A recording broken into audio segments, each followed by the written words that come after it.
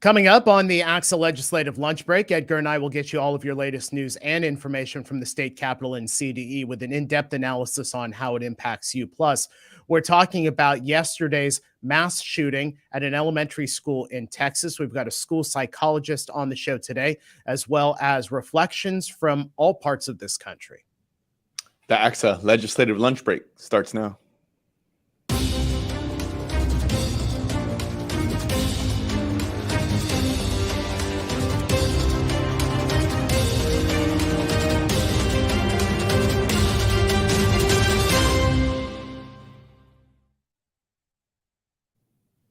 And on a Wednesday, we welcome you to the ACSA Legislative Lunch Break, along with Edgar Zazwata, ACSA Senior Director of Policy and Governmental Relations for just a matter of days. I'm Naj Ali Khan, ACSA Senior Director of Marketing and Communications. Welcome. We're honored to have you after a week off. Go ahead and jump into our chat today. Say hello and let us know what's happening in your region. Edgar, it's a bit of a somber day here inside ACSA, inside public education. I feel like we should probably just start with the news and the information, but let me just ask you, the last 24 hours, since that's kind of how we've been, working through some of what's happened in this country in public education. You walk into work today. How are you feeling about that?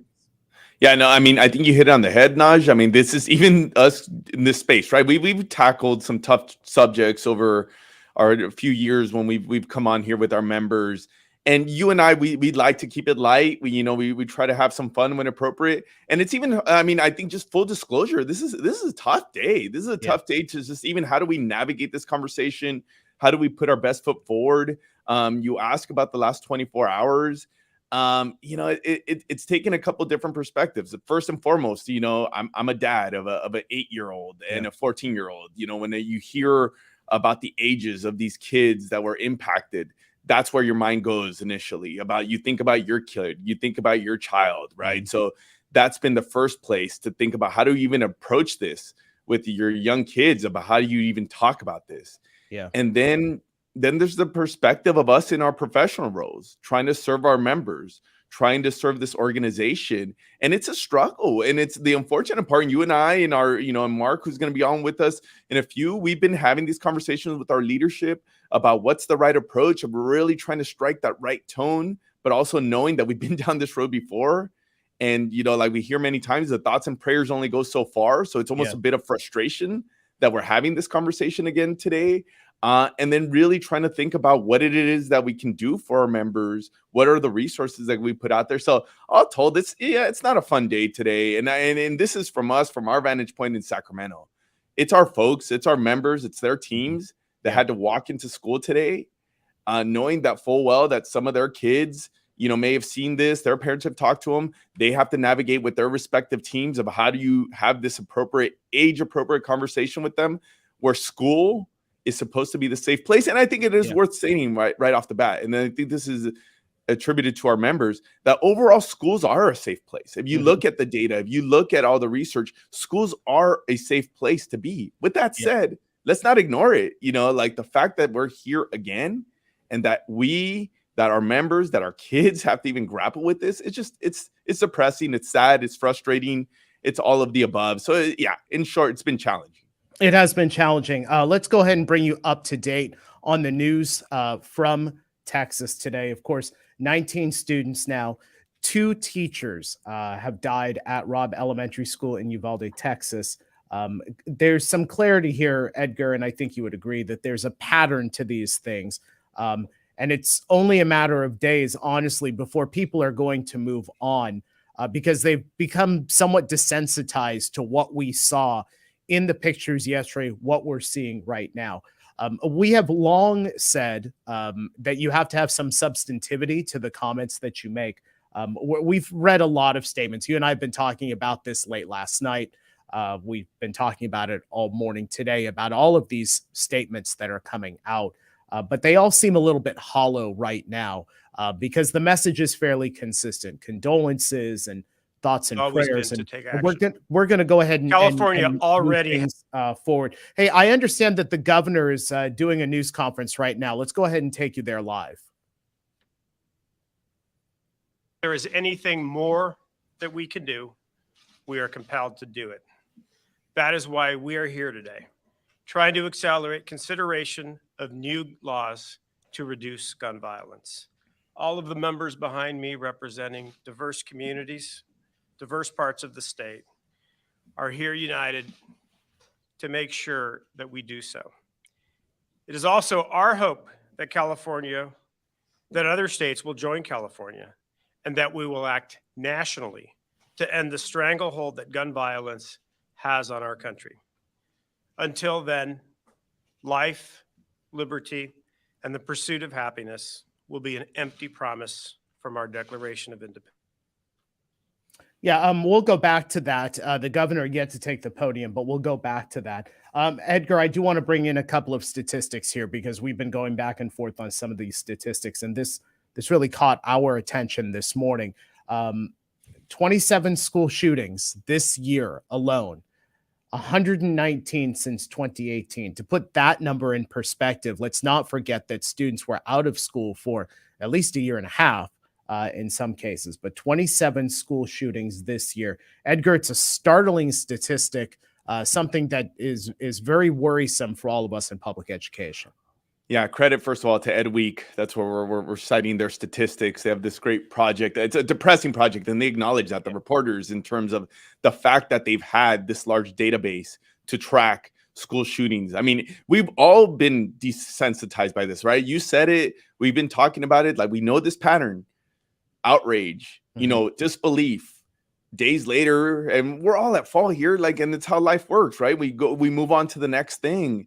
But I think just even reflecting on those statistics, like 27 school shootings in just this year, 119 since 2018. I mean, that just, is there anywhere else in the world that this is happening? I mean, I know this is a theme that we've been all grappling with, like, as so many advantages of our country and everything that it represents. The fact, like, is any other place in the world having this dilemma?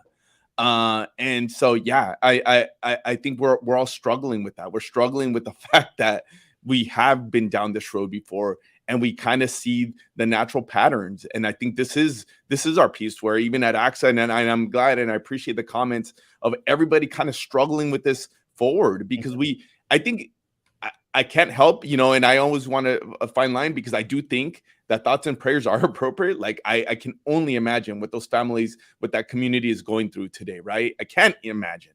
And so I do think that we need to have those good wishes, those positive vibes, those prayers, those thoughts. But yeah, not in a rush to just say something for the sake of saying something. Where do we move from here? Where do we go from this piece? And I think that's the question of the day. Yeah, and we've been down that road before. And look, this isn't something that is new to the conversation here in public education. We had the opportunity back in 2019 to sit down with Frank DeAngelis, who was the principal at Columbine High School in Colorado. And we asked him about the role of the school leader in the face of tragedies like this. Obviously, Columbine is one of those pivotal moments for many of us in public education. Frank talked about the role of the school leader. On April 20th, I invite all the families to come back to Columbine, and I read the names, and not all families show up. But it was a couple of years ago that Daryl Scott, Rachel's dad, came up to me, and he's crying, and he hugs me, and he said, "Do you realize Rachel has been dead as many years as she was alive?" And it took me back to that that day. And there's times that I'm having conversation with people, and I look at those families, and their look in their eyes takes me back to that night that I was at Leawood Elementary and had to tell the parents that there's a good chance their child lost their life. And that's something that is etched on my brain for the rest of my life. Yeah.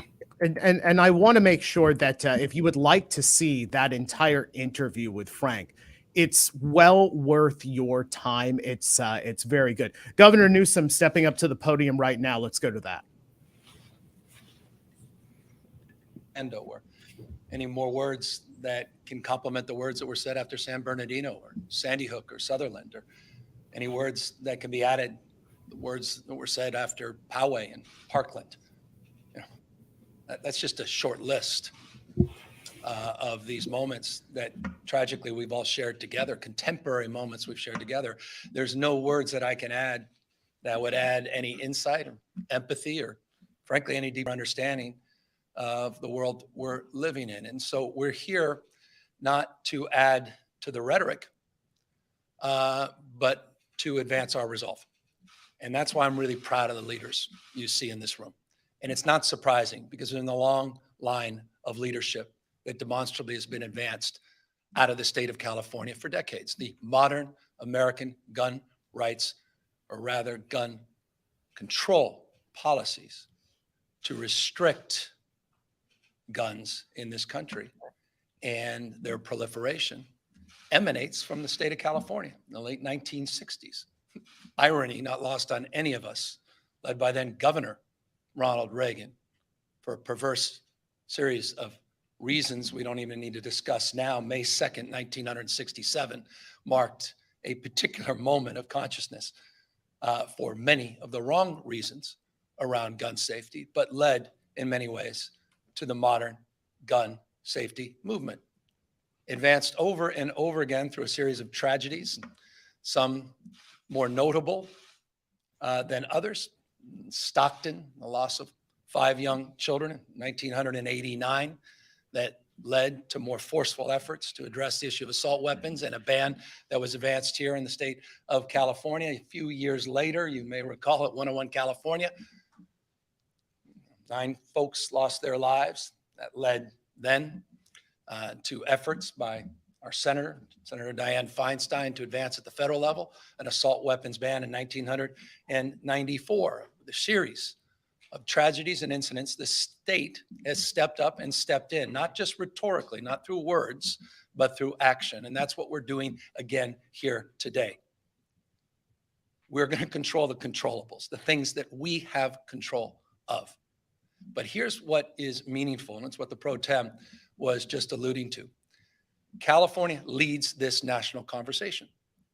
When California moves, other states move in the same direction.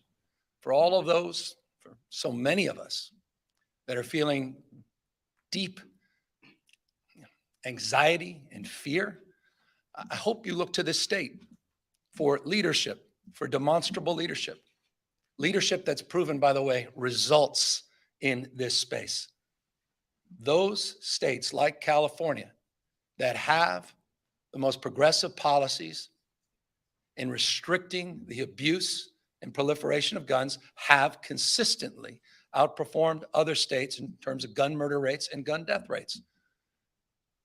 I wasn't even going to bring him up, but Governor Abbott just name-checked the state of California.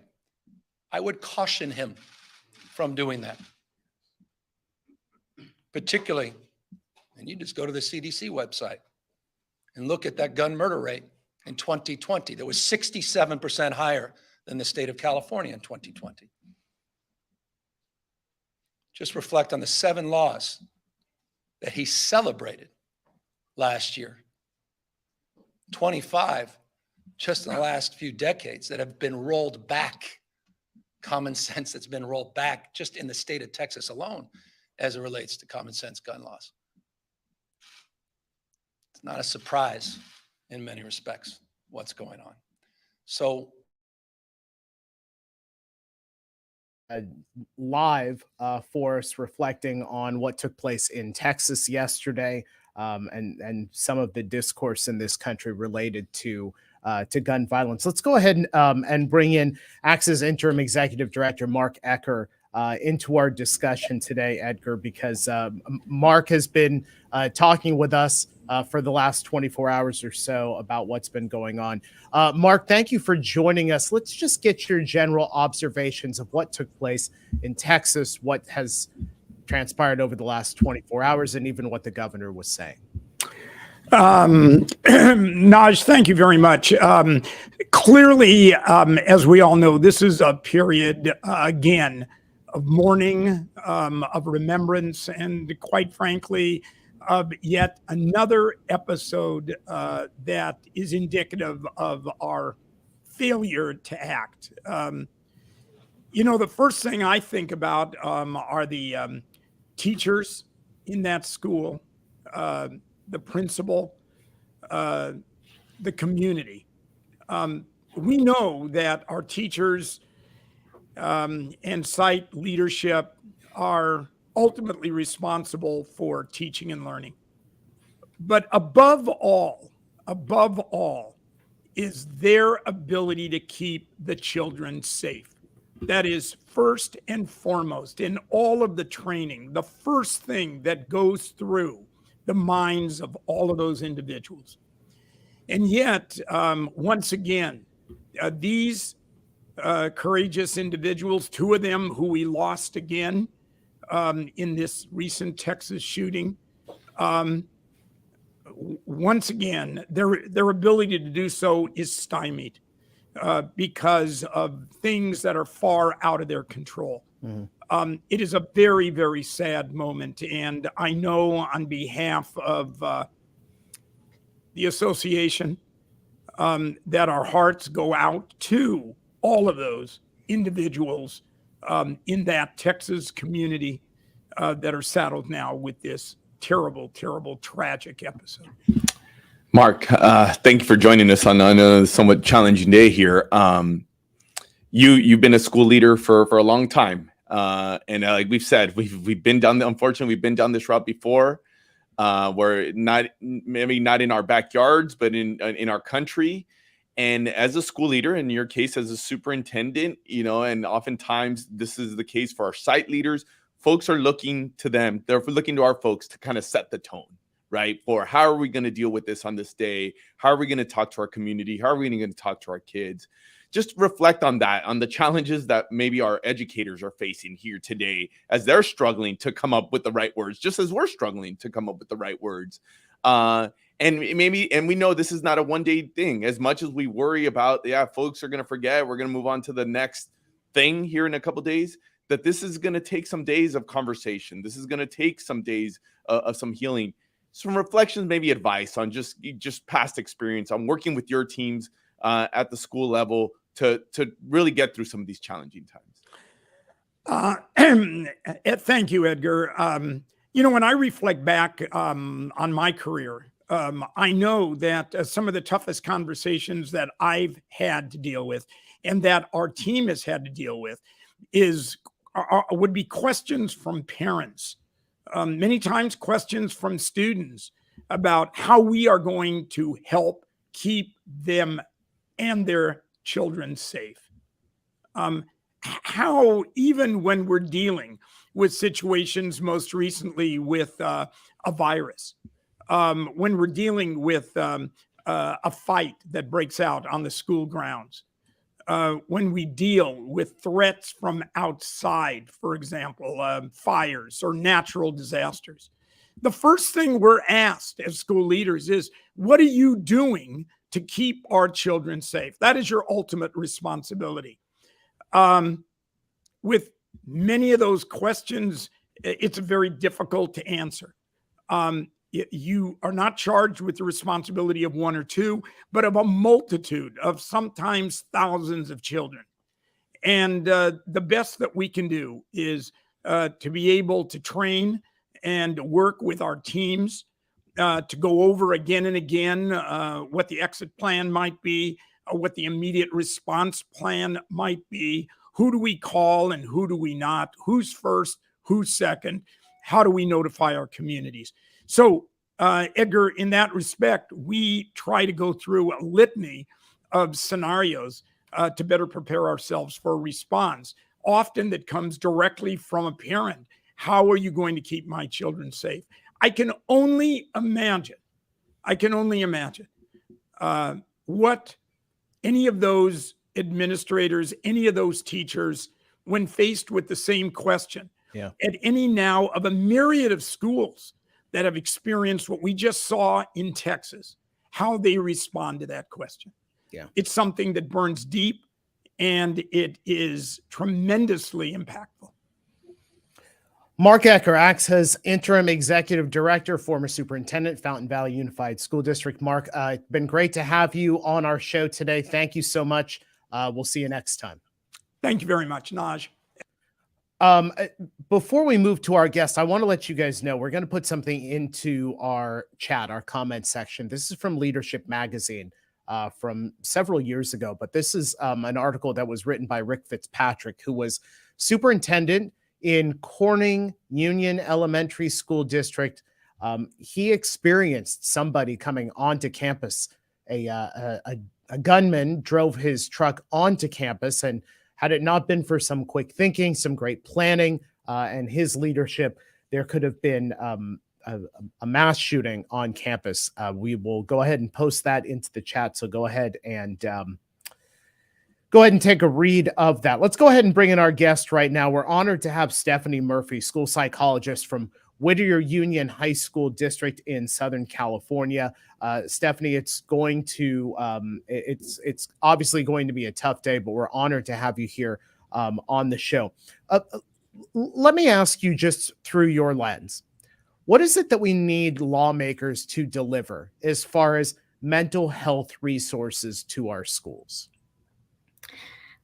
Thank you. And thank you for having me. I think there's a lot of talk about, having more money go to schools, to have clinicians coming into schools. What we really need is we need more people who are trained to work within the school system, PPS credentialed people, school psychologists, school counselors, school social workers, and who are trained in threat assessment and trained in suicide risk assessment, because we know that a lot of people who engage in these actions have previously been suicidal. And but also we need more supports on all levels. And so we're talking about, you're all in education, you've heard about MTSS, the multi-tiered systems of support. And it is really important to start early and start at that tier one of how can we impact all students? What do we have in place in our schools, or what can we add to the emotional support and social emotional learning that impacts all students? And so if we can get them at that level, maybe we can get them before it gets to this severe degree. And so that is really important. And so starting at that initial level, and we can be involved in that, and there needs to be a commitment to mental health in schools, to engaging in social emotional learning, to look at all those tiered supports and how can we support all students. Because a lot of people put it on, the shelf and say, okay, well, maybe later, this isn't going to happen at our school. And unfortunately, I think at the schools that it's happened at, they thought it wasn't going to happen there. So we all need to support our students, and that's a win-win. It not only could it prevent something just drastic from happening, but all our kids can benefit from this. And part of that tier, I'm so sorry. Part of that tier also is educating parents and educating community members of what to look for and what are warning signs and how we can support our kids. Stephanie, thank you, first of all, for joining us. It's real easy. And, we have this conversation all the time. And I think there's this general acceptance that school psychologist is something that we need in the system. We need mental health professionals. We need folks to help, especially in days like this. It only highlights that need, right? When we're struggling to ask the why, and then struggling to where do we go next? So with that said, thank you for making time today. I've seen the School Psychologist National Association. I've seen some pieces from California. This is one of the beauties. The internet, social media has kind of been inundated with some of these resources for educators, for teachers, for parents. As we're talking about struggling, how to have this conversation with kids and how our educators can really move forward, what's the general advice? What would you give in terms of just some main points as folks are trying to navigate these difficult conversations today? And boy, are they difficult conversations, and I have a child, I know, I think the biggest things that people need to remember is, first of all, keeping it developmentally appropriate. So that means for kids that might be younger, make sure that we explain it in ways that they can digest. I would say for younger kids, unless they know about it, we don't need to expose them to it for really young kids. I would limit exposure to media on television. Don't have the TV news all the time. That can be really scary. Have the conversation with your child first, and listen to them. Don't dismiss their fears and their concerns by, oh yeah, no, that's not going to happen here. I mean, listen to them. What are you really worried about?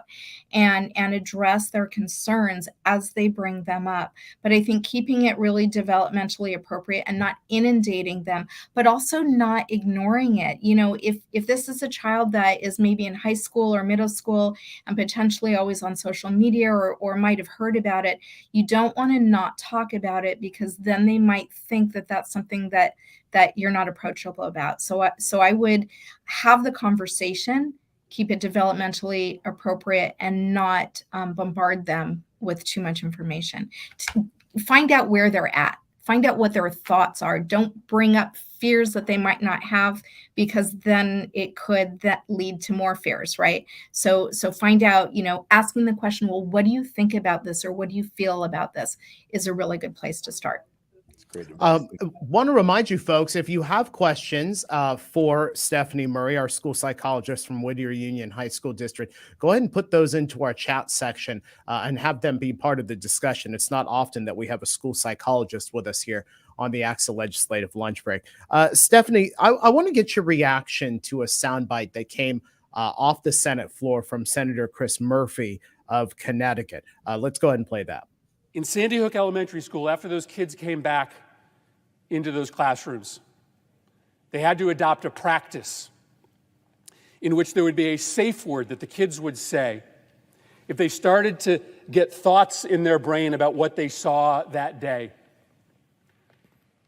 If they started to get nightmares during the day, reliving stepping over their classmates' bodies as they tried to flee the school. In one classroom, that word was monkey. And over through the day, kids would stand up and yell, monkey. And a teacher or a paraprofessional would have to go over to that kid, take them out of the classroom, talk to them about what they had seen, work them through their issues. Through your role as a school psychologist, give us your reaction when you hear a view like that coming from the Senate floor, and what it kind of means inside the classroom and inside our schools. So, first reaction is it's heartbreaking, but thank goodness they established that, so that kids have a way, people, even teachers, have a way to let someone know, I need help. As we see a lot of people being impacted in this, of course, the kids who've experienced this and kids and families who've experienced this in the past. This can bring up all sorts of feelings of re-triggering or reactivating their feelings from before. But also all of us who are in schools or who are parents or know kids or teachers or administrators who go to schools could be activated by this. And so, everyone kind of needs a safe word. And we all need to really, really support each other. But this really speaks to the need for mental health support in schools, and having more of us who can really address this, because these kids and all kids are really going to need that support. And the more you can give the support, the more you can help either look for or help prevent PTSD in all these people and all the people that are seeing it unfold.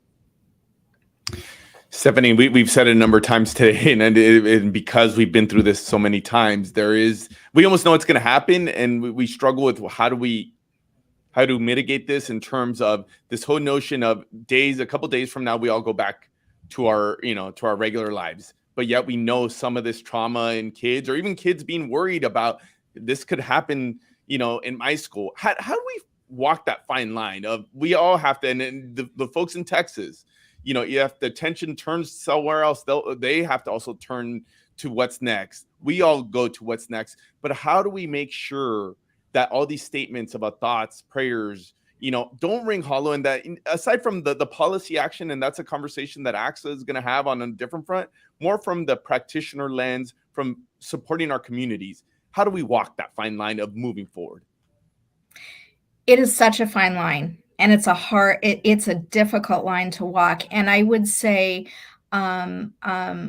really listening to kids, it's important and families, it's important to let them grieve, because they may grieve even if they're not, they don't know anyone who was there, or listen to them, encourage the grief, and then moving on to regular life, but not life as in pretending this never happened. So I would say, when we go back to kind of how things were before, right? We want to encourage normal routines, but still listen to them. How are you feeling? Are you still having thoughts? But also not be in their face all the time about it, because we don't want to kind of reactivate those feelings. So I think really taking cues from our kids in figuring it out, and then maybe encouraging people to take action, because we don't want these words to ring hollow. So if you're actually doing something about it, speaking up, is sharing information, talking to kids about, speaking out if you see something that makes you uncomfortable or see something that makes you worried. Anything you do, whether it's a campaign for safety at a school or anti-bullying or suicide prevention or whatever it is, if they feel like they're doing something, that can really help. Stephanie Murray, school psychologist, Whittier Union High School District. Stephanie, it's been an honor to have you on our show. We hope you become a loyal viewer. Thank you so much. Thank you. Edgar, we had a couple of things come in the chat, and I just want to make mention of this. First off, let me refer to something that Lester Powell said. He says, as leaders, we need timely responses, as we can't go on with business as usual, as our families and staff want to be assured that we are responding. Also want to make note of Kristen Miller, who put something into our chat. Research shows that effective interventions to help proactively prevent school shootings include staff training and SEL, trauma-informed practices, and restorative practices. She left her contact information there a little bit further on in our chat. Holly Eads, our great former superintendent, ACSA president, referring back to Kristen and saying her work is amazing. Let me just bring this one thing up, Edgar, and I'll have you respond. Angela Shell, one of our longtime viewers, writes, this appears to be a good time to revisit the hot topic of LEAs working with community partners on identification of students with extreme needs. At some point, Edgar, we were going to move from the conversation about what's been happening in Texas and across the country and with the mental health issues, and then move over to what we can actually do, what can be done in the community with our LEAs at the Capitol. Let me have you respond to what Angela is saying. Yeah, I think Angela kind of summarizes what a lot of folks are thinking too, in terms of there's the other equation. I mean, there's a lot of talk about policy, and rightly so, policy and maybe things that haven't been done on the federal level. I think we heard from Stephanie some of these pieces from what the needs are on the ground. I think this other component is that we're seeing much of our youth being troubled, right? Like there has been some trends here as we've seen some of these cases, the type of young people that find themselves in a position to do this harm to the community. So what is our role as schools? What is our role in working with partners to try to identify early signs of some of these students? Easier said than done, obviously. But I do expect that this is where the conversation is going to turn, hopefully, that we do need to have this conversation about how do we work together, not just schools, not just on the health front, that there needs to be some collaboration here to try to fill in some of those gaps and hopefully identify some of these kids that are exhibiting warning signs, if you will. Let me tell you about what's going to happen next week, because Edgar officially becomes ACSA's executive director next week. And so to make a big deal about Edgar becoming everybody's boss here at ACSA, Edgar's taking the legislative lunch break on the road next week. That is That's what I'm hearing, Edgar, correct? I am going to go out, and if all things work out, I'm going to be in Southern California, my old stopping grounds in Paris, on my first official day next Wednesday. So I'm looking forward to it. I'm going to meet with some of our members, but because it's important, and we hear when we don't do the show, I'm gonna carve out some time and also do the lunch break there next Wednesday. I saw that Grant Bennett, the great superintendent over at Paris, was on our show, and I'm sure he and the rest of the team over there are very excited to have you coming up back with us. Folks, thank you so much for joining us. It has been a tough show for us.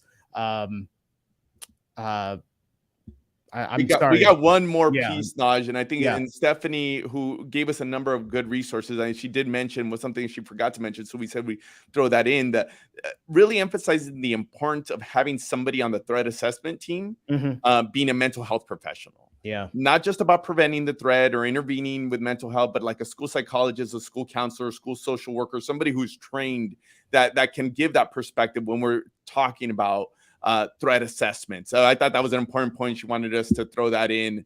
So thank you, Stephanie. And as we've seen, and I love that there's even some of our viewers have thrown in resources, places where they can connect on this work. I think that's some of the beauty of having this environment where folks can kind of share best practices as well. Yeah, absolutely.